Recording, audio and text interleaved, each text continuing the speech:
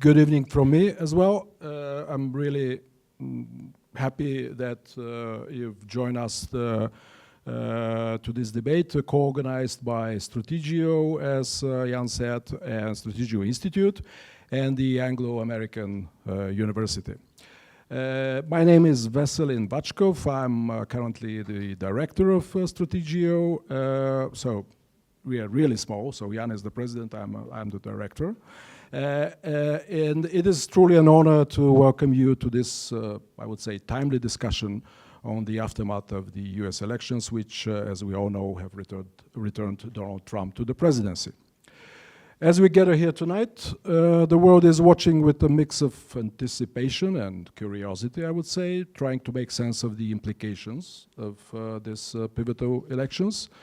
Its impact clearly extends far beyond the boundaries of the United States, influencing political dynamics and economic realities on a global scale. To help unpack these developments, we've structured today's discussions into two panels. The first panel, which I have the honor of moderating, we're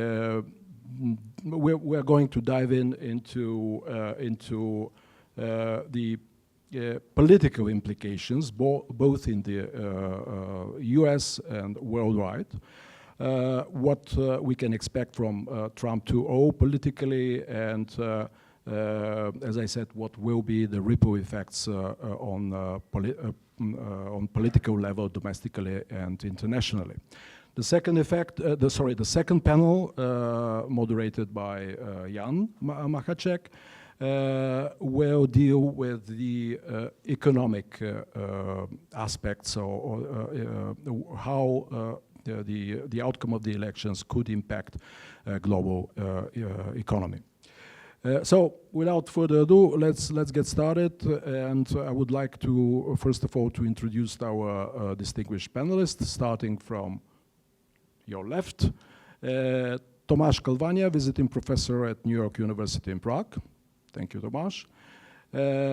Mila Garrett, student at the Anglo-American University. Thank you, Mila. Jan Zahradil, a former member of the European Parliament. He spent 20 years there, am I right? And currently he is vice chair of IDU, which stands for International Democracy Union, and it is a global alliance of center-right parties, including the Republican Party. So if anyone is for Trump in here, I suppose it's here. Then Ms. Kateřina Weissová, director of the Center for Transatlantic Relations at Several College. Welcome. So let me start by asking the first key question. What actually happened 2 weeks from now? Have we really witnessed tectonic shifts in politics and society that will reshape the American society, business, culture for years to come? Are things like I mean, the gender divide in which appeared wide open during the election, are the role of the billionaires in politics, are the waning role of traditional media,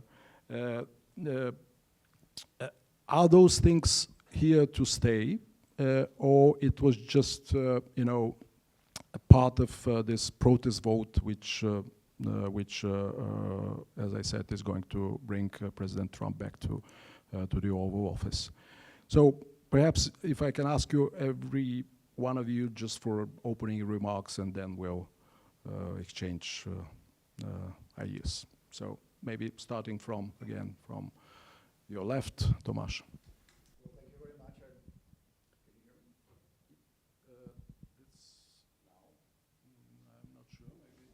One, two, three. Okay, now it works. Thanks very much to Strategeo and Jan Macháček and Veselin Vačkov for inviting us here. I'm really glad that we have such a great panel here because it's going to be really diverse opinions, and I'm looking forward to that. Your question was what happened. Maybe a more precise question should have been what the hell happened, right? I think we are now in, soon going to be in the second decade of this uprising against the establishment, which really started in 2015, 2016. But if you want to calculate it more precisely, the Tea Party movement really started during the Obama presidency and was slowly getting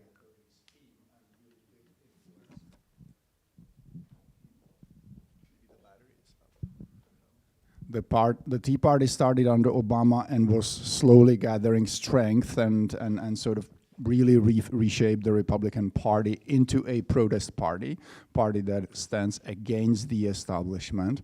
And that, of course, is not just connected to Donald Trump. He is more of a symptom of this movement, which is characterized by several important trends. One of them really interests us because the United States attachment to Europe is weakening steadily over the last 10 to 15 years. And it would have happened anyway, even if Kamala Harris won. But of course, this trend will be now accelerated. Veselin certainly posed several questions, and each of them would definitely suffice for a lecture, but let me be really clear and very brief. It's really difficult to know what this means for us here in Europe, but in my opinion, this is bad news in any case, because the best we could hope for from the Trump administration in regards to Europe is the weakening of the transatlantic link, the weakening of the institutions of democracy in the United States, but not complete destruction, right? That's one pole for what we can hope for.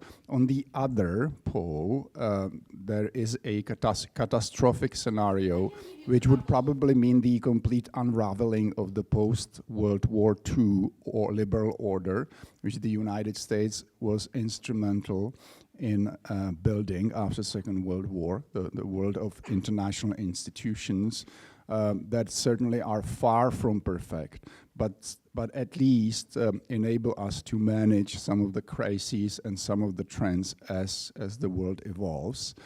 That is now in question, right? It hangs in the balance, and that would be the worst case scenario. So I'm certainly hoping for the weakening scenario rather than unraveling, but we cannot know that, and I don't even think that Trump knows what his policies towards Europe will be. He is famously transactional, and so it doesn't just depend on him, it also depends on us here in Europe. What sort of transaction are we going to offer him, right? That's a very important thing. So from this very micro helicopter perspective, it's bad news, and it can range from really bad to slightly bad. The question whether this is going to change the United States, obviously it will, right?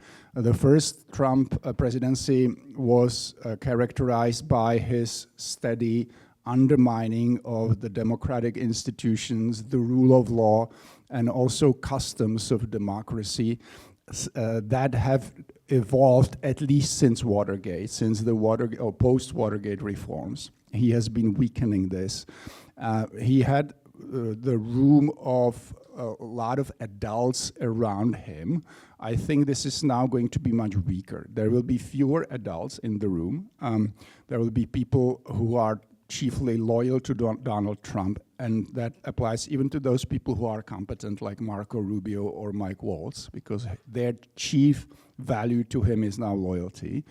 And so I am really afraid that the U.S. democracy will now go through a very, very heavy stress test, and we'll see what happens throughout the 4 years. I don't expect that the United States will turn into fascist dictatorship. I think that's an overreaction, but there will be steady undermining of democratic institutions.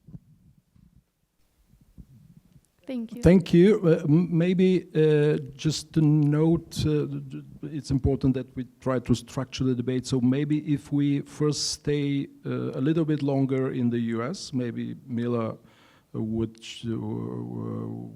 share a couple of her perspective, what really happened.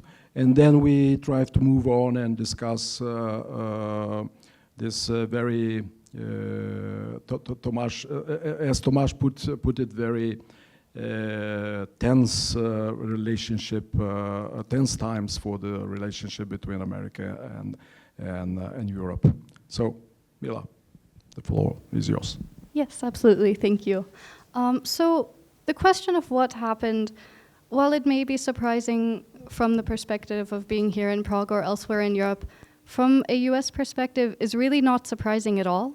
I was back in the country over the summer to visit my family and to work, and the energy there was very much pro-Trump. And I do live in a rural community, so that does create sort of an echo chamber in that sense. But I did travel across the country to visit some friends. I traveled from Ohio over to Missouri and was in New York at some points. The only place I didn't make it, I guess, was the West Coast or the southern border.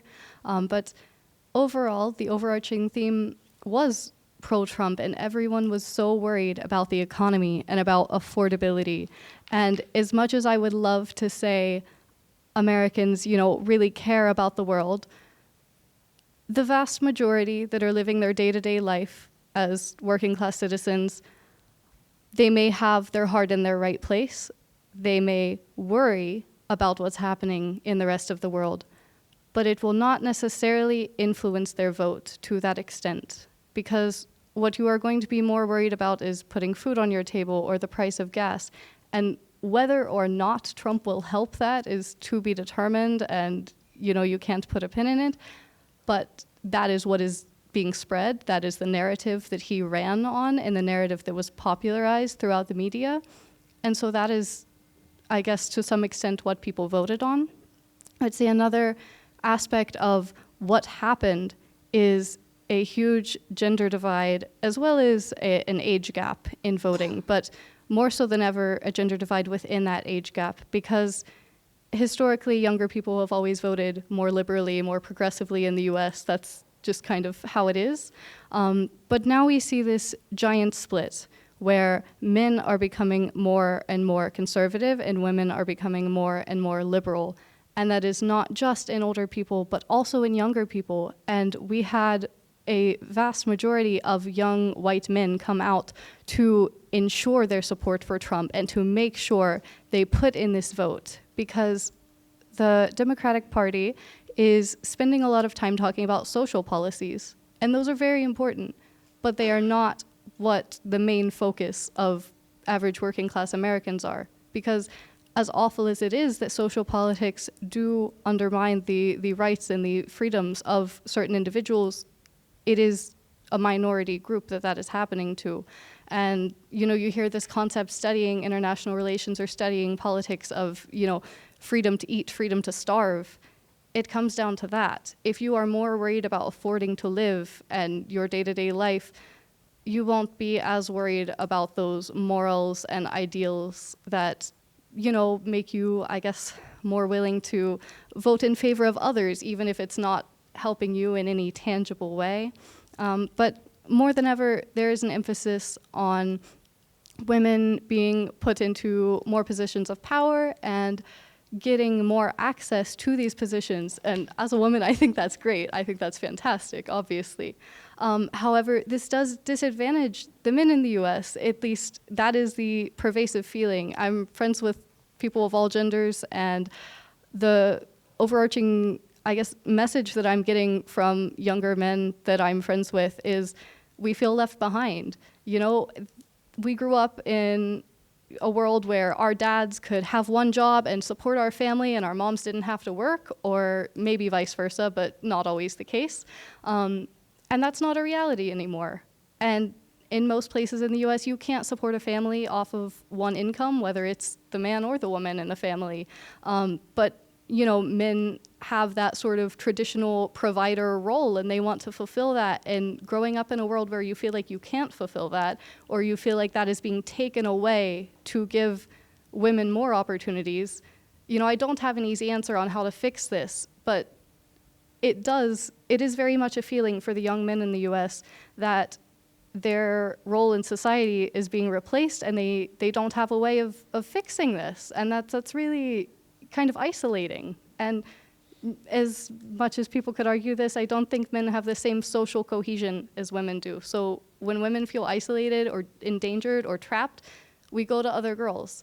And at least in young men, from my experience, they don't always have that support system. They can't always go to a friend and talk about how they're hurting because they might get made fun of, or the guy just might not respond. He might be like, man, dude, that sucks, I'm sorry, you know? And I don't have a solution, but these are real problems, and I think they are real factors that contributed to Trump's overwhelming win in the US this last election.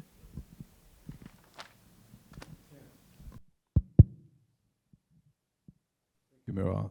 Great insights. Jan, it's your turn. Thank you. We hardly agree with Tomáš, Klvaňa, with each other, and we didn't consult anything before, I promise. But surprisingly, our analysis of what happened would be probably very similar. The outcome, what does it mean for the future, will be, of course, different. I think I can agree with Tomáš, if I understood correctly, that this is not about Donald Trump per se. This is more about a trend he somehow represents. In 2016, probably rather unintentionally, this time definitely clearly on purpose. And therefore, Trump cannot be considered neither as a trigger of something, but rather as a result of something. What that something means. I think that this is a very deep and profound social change which resonates through not just the US society, but the entire transatlantic area in Western societies, in Europe as well. Kind of grassroots, I would even call it a grassroots movement arising from below, which means that more and more social groups, age groups, professional groups are opposing, first of all, globalization, both economic and political. They oppose liberal dominance of the public space, of the media, of corporations, of academic sphere, and so on. And also they oppose a growing impact and influence of national and supranational bureaucracy and its attempt to penetrate via various regulations and restrictions everyday life of ordinary citizens. And of course, that movement or that trend is more visible in the United States because United States is more visible as a still the only remaining global superpower. And therefore, also Donald Trump is more visible as a symbol of that resistance. I think what we can expect on the right of the politics, of course, that movement is somehow linked to the right of the political spectrum. We can call it national conservatism or conservative nationalism. We can characterize it with various attributes, a lot of attributes. Just let me pick up just a few of them. It's definitely more inward-looking than outward-looking. It's more protectionist, economical. It's more isolationist when it comes to foreign policy issues. And at that point, I would disagree with Tomáš that anything of those characteristics mean some threat to democracy or is undermining democracy. I think it's perfectly legitimate political stream. Even if you look at the US history, you can see that in certain periods of US history, there has been kind of protectionism and isolationism present there. If you look at the end of the 19th century, beginning of 20th century, you could find various presidents, particularly Republican presidents, under whose administrations the United States acted in a more isolationist and protectionist way. And it didn't mean any threat to US democracy per se as a whole.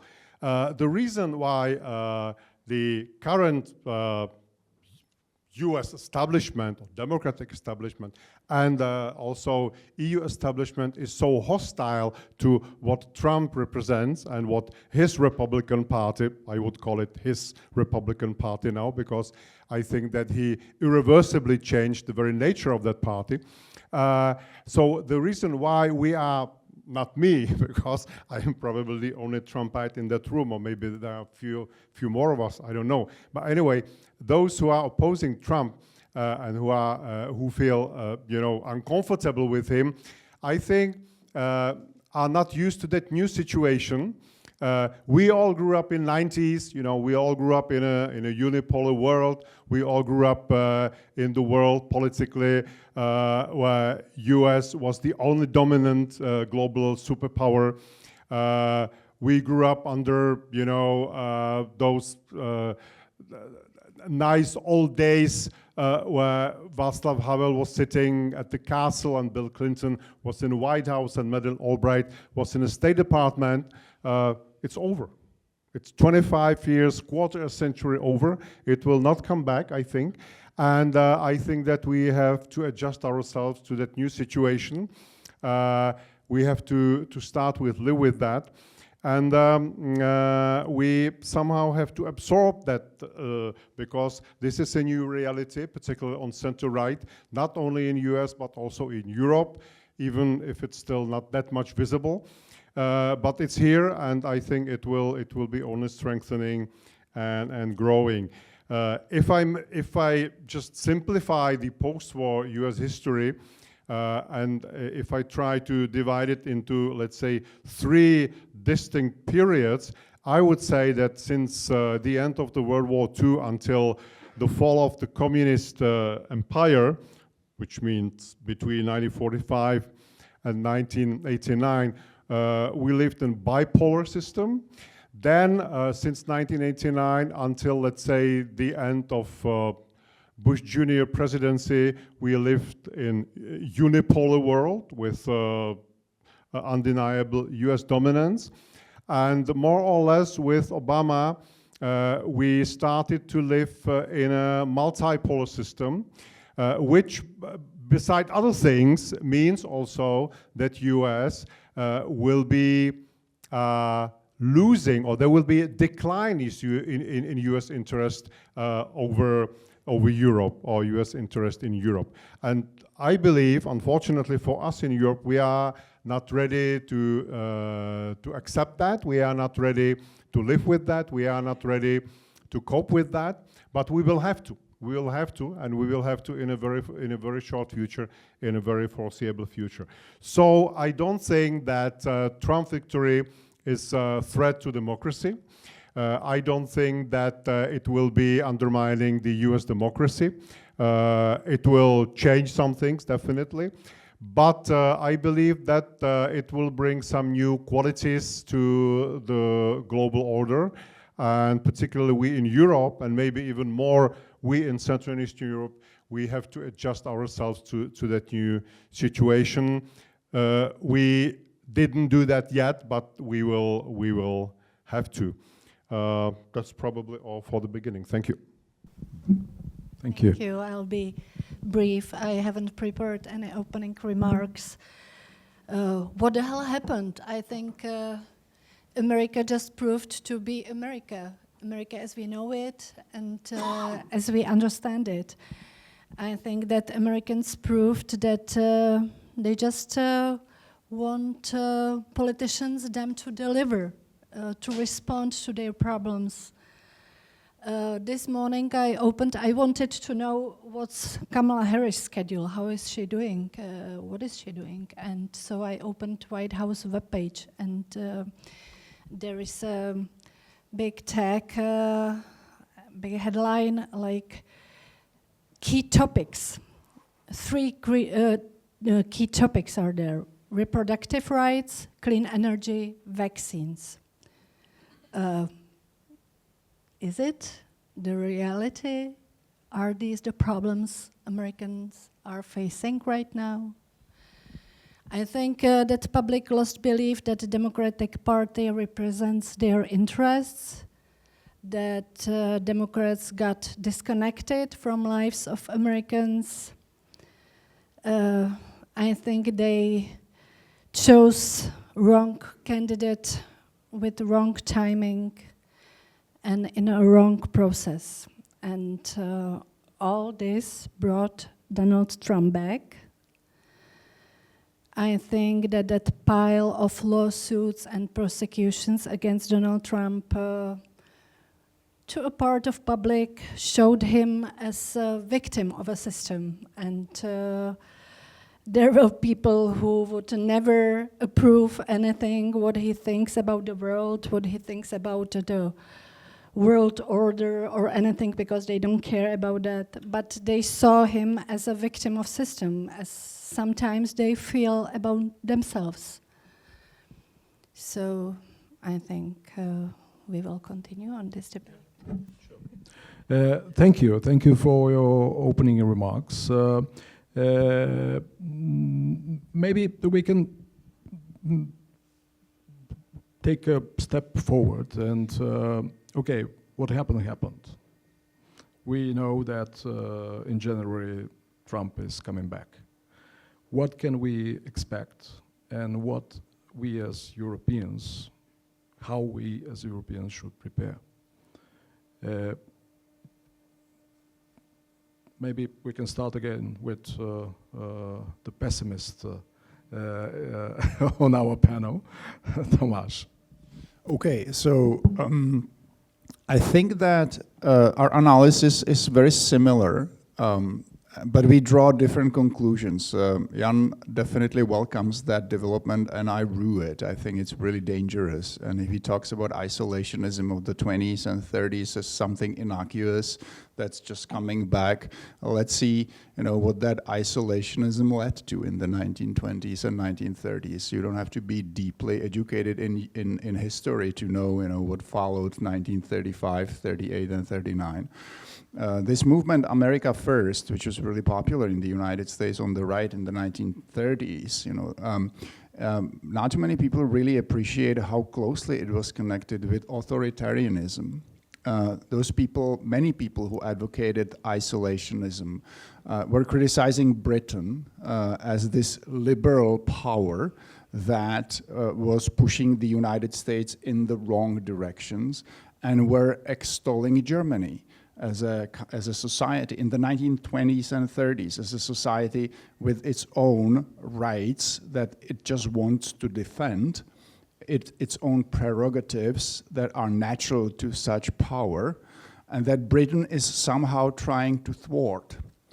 You can actually see echo of these arguments today when you look at some conservatives' arguments about Russia and Hungary, right? It's almost like copy-paste with just different countries substituting for Britain, right? There were people on the right in the 1930s like Charles Lindbergh, like William Randolph Hearst, the famous publisher, traveling to Berlin, meeting with Hitler, being awarded, getting state awards from Reichschancellor.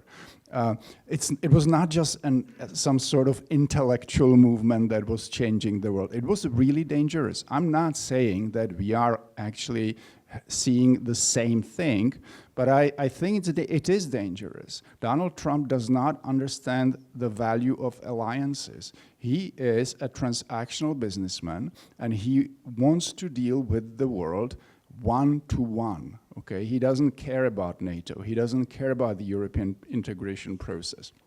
So what should we do? I think we should obviously carefully analyze what's going on. We don't really know what his policies are going to be beyond some large sort of headlines on the economy and expulsion of immigrants, etc. But we should definitely try to find a way to this new administration and kind of limit the damages. I also think that Europe should become more independent and more kind of, it will never become self-sufficient in terms of defending itself. I think those people who welcome this development as a shock to the system that would finally wake Europe up and Europe would finally start building up its armies, those people are terribly naive. There is no intra-European substitution for the United States in Europe. Okay? If you just look at the United States military, if you believe that Europe is capable of building those capacities for projecting power the way the United States military can, you are really naive. It's never going to happen. And it's not going to happen because Europe is not one. It is not one entity. It will never be. Okay? It's not a super state. It's really difficult to agree in Europe on almost anything, let alone the strategic directions. So I am really pessimistic on this one. I think the following 4 years will be about damage limitation. We will have to be reactive. We will have to be smartly reactive. And we will have to try to survive this period with as little damages, as little losses as possible. Yeah, thank you. I have the feeling that Ms. Weisshuber would like to react. No, I think we will all of us will have opportunity to react to each other, but sometimes I feel like you are speaking in the same way and the same position as part of US media and most of Czech media, which are repeating some truths which were revealed not to be true. I don't know to how many people around Trump you have talked about his visions, about his plans, about his policies, but it just seems I don't understand why should US abandon NATO, why they should just deal. Of course, he has a business nature and he knows how to do business better, probably, than do politics.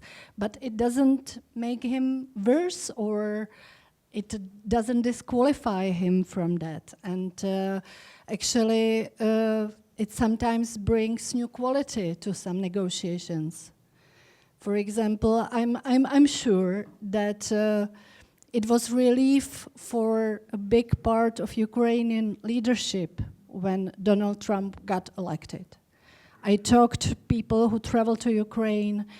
They were all saying before the election, if Kamala Harris got elected, it's slow death for us.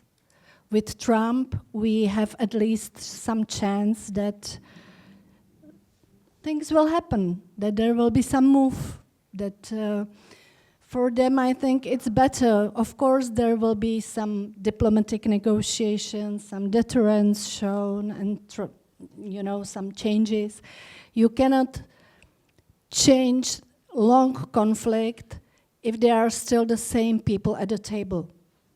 With Harris, she would not bring anything new. I think Trump can bring new approach, new capacities, a new way of negotiation with both Putin and Ukrainians. I think that he really has comprehensive plan how to reach some settlement. It will be extremely difficult job, but actually he showed it in his first term when with Abraham Accords in Middle East. So I don't understand why not to believe him that he can do something. He can really, let's say, it will be limited peace. We will not be happy with that. Probably there will be a lot of people in Ukraine who will not be happy with that. But what Europe did in last 3 years, it was not only about too little, too late, very limited capabilities, military capacities, but also that restrictions on how Ukrainians can use the weaponry we subsidize to them. So right now, Donald Trump is not even in power. He needs to wait another 2 months to get there to White House. But already the things are changing, you know. The Biden's decision from yesterday, it's changing a lot. On Middle East, oh my God, there are so many things changing and moving ahead. I think if Kamala Harris was elected, it will be just another nightmare for 2 wars where 2 very close allies of Czech Republic are involved. And it will not bring anything. Okay, thank you. So Trump is the big disruptor, and the hope that the disruptions will turn out positively.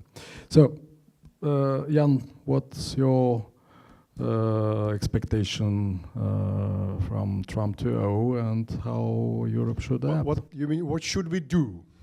Yeah, please. Yeah. We should stop crying and complaining, first of all, that US will abandon us and that we cannot survive and that they are somehow obliged to take care of European security and all that stuff.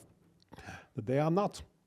I think that I would say that I believe that most of Trump supporters and Trump voters, if I take, for instance, Ukraine, I think that most of his supporters and voters simply consider Ukraine war as a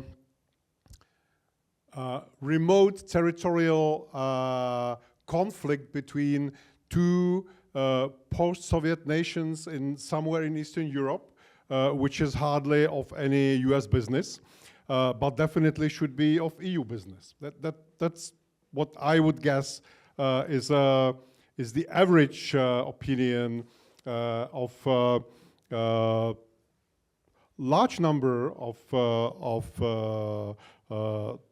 let's say Trumpites. And I think we have to take this to account, and either Europe will be able to show up or not. We will see in a very short future. But as I said before, the decline of US interest in Europe started already under Obama. He was the one who, in fact,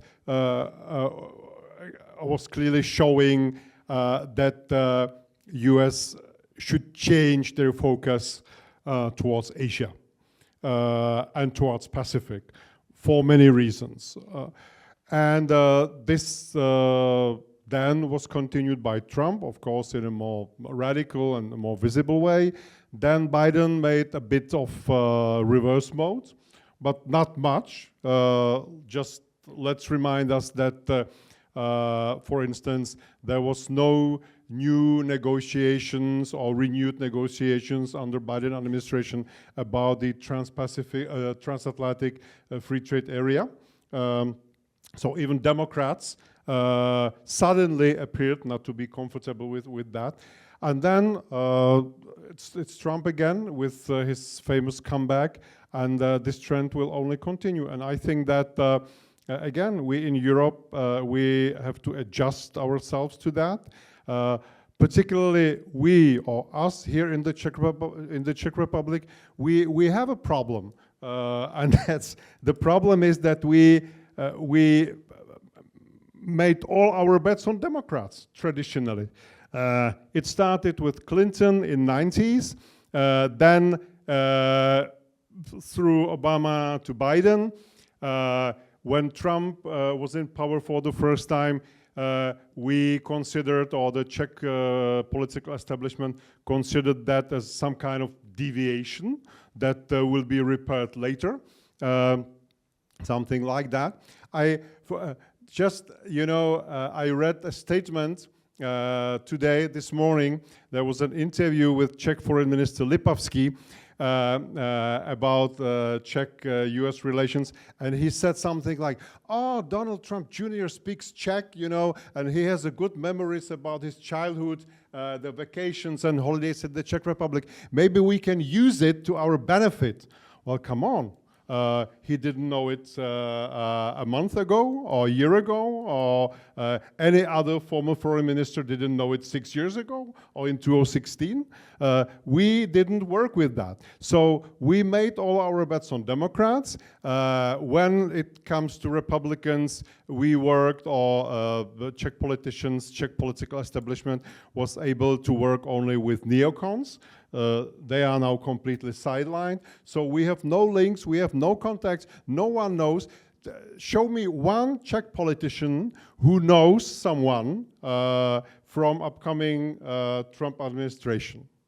Okay, maybe Marco Rubio, because of Cuba, that might be the link. But I'm sure that no one knows anyone there. So how we should build, how we can build some reliable relations if we don't know anyone, if we didn't build those contacts, unlike Orbán, who worked very hard during last 5-6 years to establish a very deep contacts within the Republican Party. Of course, he bypassed that isolation of U.S. democratic establishment and European establishment. He bypassed that isolation by establishing contacts with Trumpite part of Republicans, and it suddenly at the end it will work well for him. We didn't do that, and I think that now we are lagging behind, and hopefully we'll be able to catch up somehow. I don't know. But we are in a time delay at this moment. So again, I think we have to live with that. It's a reality. It's a new reality.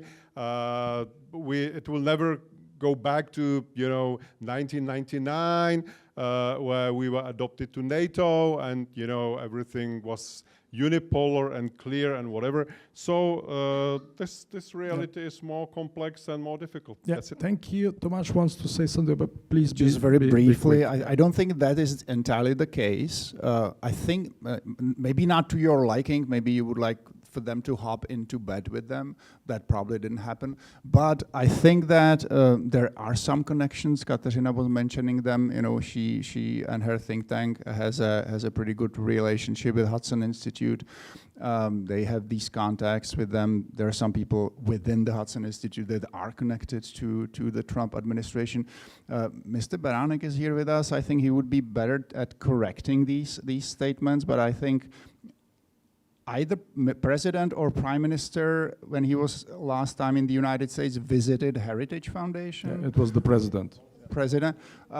There are contacts with people like Eldridge Colby and other. So that is not entirely true. Maybe they're not kissing each other, but they do have these contacts. Okay. I will just add a few more information. Of course, we work together with Hudson, with Heritage. We brought 2 groups of Republicans to Prague in September and October.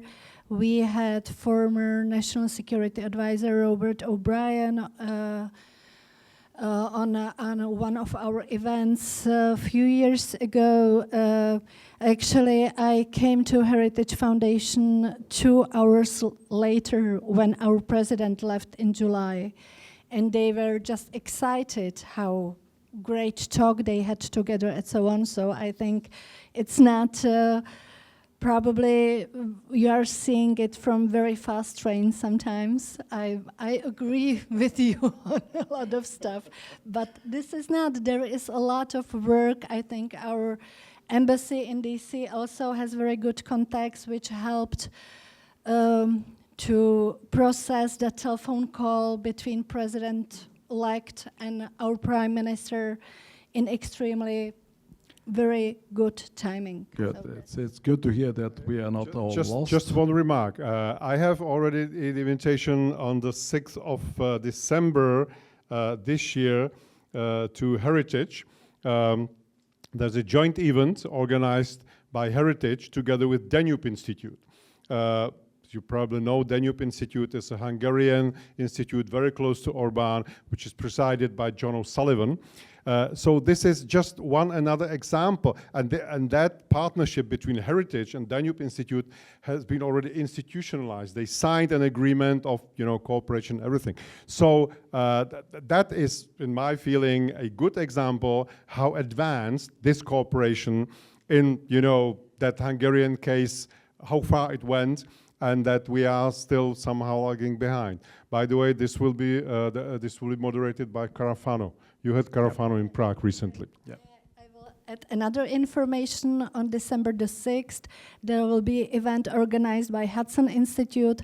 Alexander Vondra will be speaker there, and it will be also very important event, I think, and meetings around and so on and so on. And just one thing about, we don't have such a good budget as the Danube Institute has, of course. We don't have any money from the Czech government. And we are not so Hungary, that's for sure. And we are definitely not right. Hungary. Maybe I can And ask John O'Sullivan is my Miller great for a couple of words what you expect from the second Trump presidency, maybe a little bit more from inside domestically, so to say, and what do you think we should do here?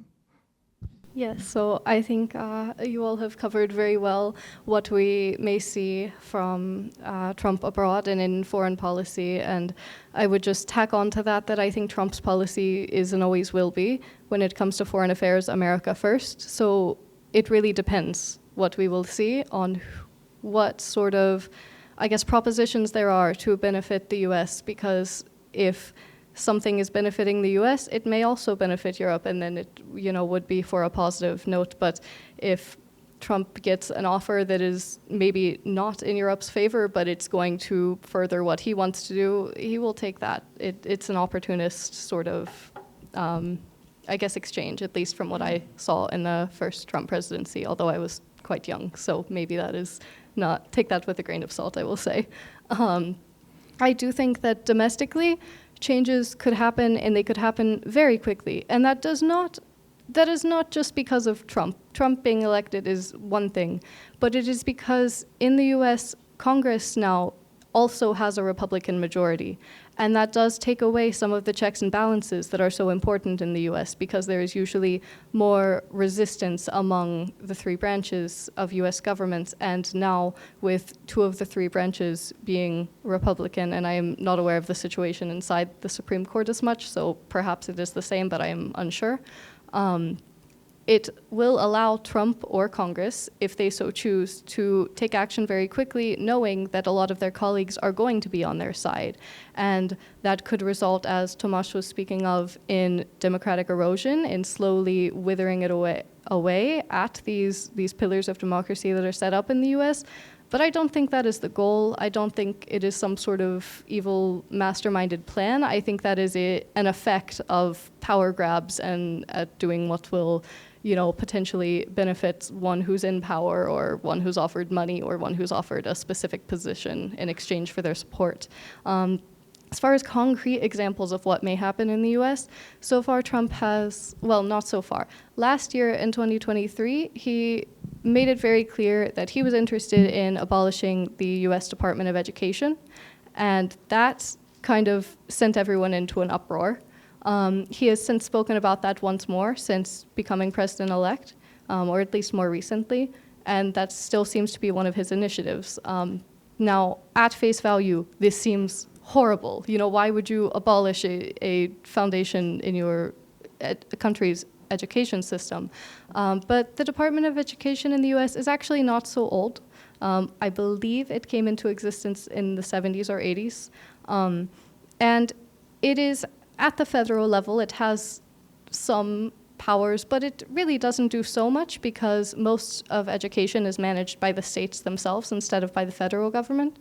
What the Department of Education does do is provide a lot of individual student funding for students with disabilities and students in impoverished communities.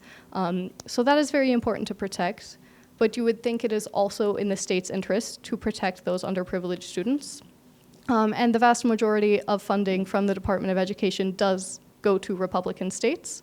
So I think even if it were to become abolished, while that is not ideal, I don't think it would have such tragic consequences because I think it is enshrined enough in the states' own legislatures to protect educational funding, especially for students with disabilities and students in impoverished communities. And also, it is not so likely to happen anyway, because even within the Republican Party, this is not as popular of an idea. Something else he has explicitly spoken about, and this was obviously an uproar, I'm sure you've all heard of it if you followed the election at all, was the abolishment of the Roe versus Wade decision on abortion and taking abortion out of the federal level and once again placing it in the level of the states. Some people are very in favor of this in the US and some people are very, very against it. There are consequences either way. At the federal level, just having abortion as a protection and allowance, makes it necessary within each state. But having it at the state level, it kind of puts it in the hands of the people in that jurisdiction to advocate for what they need and what their, priorities are. There are definitely states where if you walked around at an average shopping mall or at a food court and we're talking about abortion, you may get eggs thrown at you. You would get scornful looks. And there are other places where you may say, hey, I just need information on this, and someone will provide you with a link, give you a doctor's phone number. And I think those resources will always be there, and it will always go both directions because this is such a polarizing issue. But that is one case where I think dropping it down to the state level instead of keeping it at the federal level could pose an issue for people who then also get travel restrictions where you may have to pass, or in this case fail, a pregnancy test before leaving your state if your state has an abortion ban. Medical abortions are their own territory, and I would say in most cases the state will always attempt to protect abortions in the case of medical necessity, in the case of saving lives, but that is, an idealist perspective, and some people definitely do not agree that that would be protected. So I would say those are the two really big hot topic issues that I've heard of from people talking to family, talking to friends in the States, and also just reading US news sources. And as I said, I think things domestically could change quite fast, and initiatives that want pushed through could get pushed through quite fast, and that is because of a Republican majority and less checks and balances as a result in both Congress and in the presidency. Thank you, Mila. I have one last question.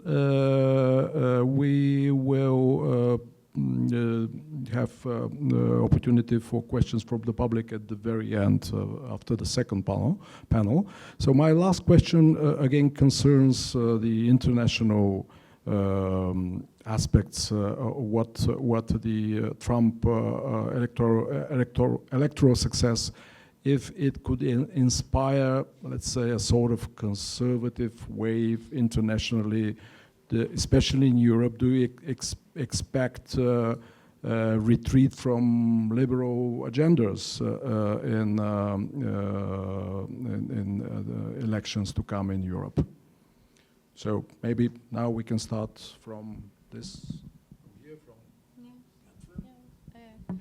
Actually, I don't have any clear answer for that. I think Europe is very different from America. I think, of course, lessons learned from these elections, what I was saying in the beginning about Democrats, I think that's valid about any other different political party, about any political leadership. Just really follow what are problems of people who live in the country. And I think it's coming also in Europe with immigration, with Green Deal.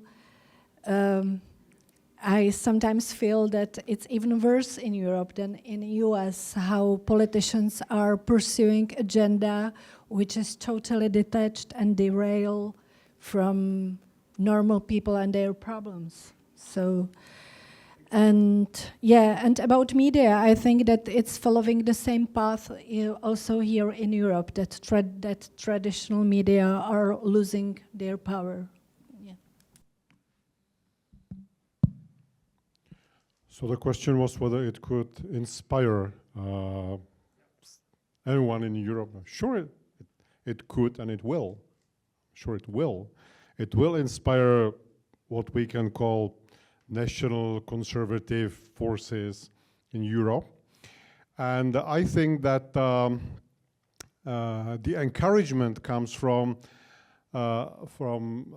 observation that you can succeed even if substantial part of the mainstream media is against you, if the whole cultural establishment, 99% of cultural establishment is against you, and even in the case where some parts of state bureaucracy could be, and you mentioned that already, that there was a profound feeling amongst Trump supporters that at least part of state administration, namely judiciary, and some parts of intelligence were so-called weaponized against him. So even if the parts of state administrations are against you, you can still succeed. So I think there will be a lot of inspiration from Trump's victory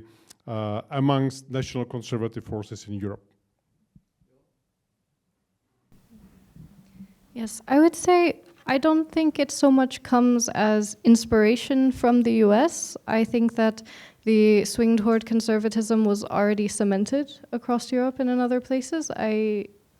While Trump's victory in the US may, I guess, more solidify that and encourage pressure more toward conservatism and conservative politicians rising to power, I don't think it was caused by the US, and I don't think the US has as much of an effect as maybe it seems on such things. I think because globally people are experiencing problems that at face value seem solved by conservative agendas. That is why we see this rise. We see all over, people are talking about immigration, people are talking about inflation, these sort of things that seem fixed by protectionist policies and more conservative values. And so I think also you mentioned the media, and the media is tricky because now it's not everyone watching the same 4 news channels or reading the same 5 newspapers. Everyone has smartphones, and your phone learns the algorithm to show you what you want to see and what you're interacting with. And so then you are seeing more and more of that and less of whatever else is going on in the world or whatever other views are out there. And so the more people rely on media for information, the more polarized things are going to get. And I don't think there's an easy solution to that either, but I think relying on traditional sources of media for, broad information, I think those days are over. I think it will. It did so in 2016. Both Brexit and the first election of Trump tremendously helped these national conservative uprising against the elite, as Jan was talking about them here. And since then, most politics in Europe and the United States, but not just there, elsewhere too, has been divided into roughly 2 equal halves. One half which is more open, more sort of tolerant, more open to globalization, be it economic, cultural, or political. And the other half is reacting against that. It's mostly these people live in the countryside, in small towns. Their level of education is below university education. So we see kind of this realignment of politics in many countries, and this will continue, right? So far, this realignment is very unlike any other previous realignment in politics, which always led to some sort of new status quo.